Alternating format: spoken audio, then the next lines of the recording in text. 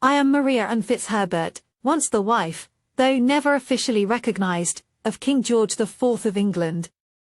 As I recount my story, the years between 1820 and 1830 weigh heavily upon me, for they brought a bitter mixture of reflection and resignation. In 1820, George ascended to the throne after his father's long and fraught reign. By then, our relationship had been consigned to history, though its shadow lingered over both our lives.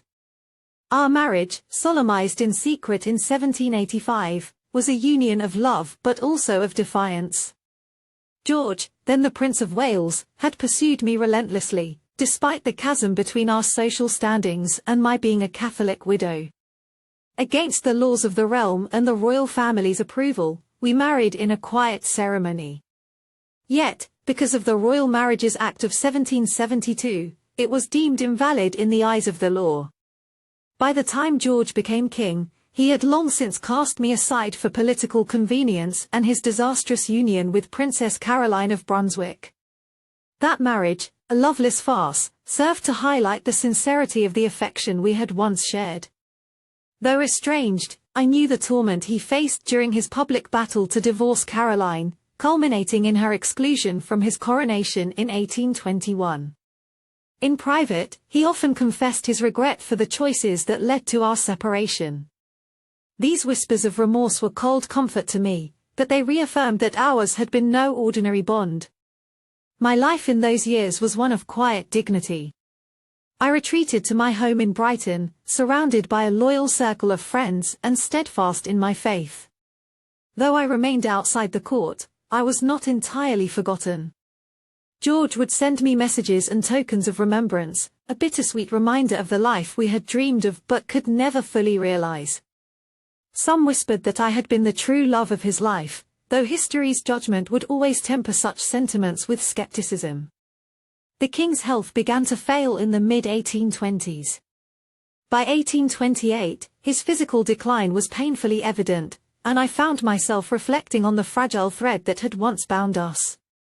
His extravagant lifestyle, the opulence, the indulgence, had taken its toll. I received word of his worsening condition, and though I knew I could not be by his side, my prayers were with him. In June 1830, George passed away. The news reached me with a mix of sorrow and inevitability.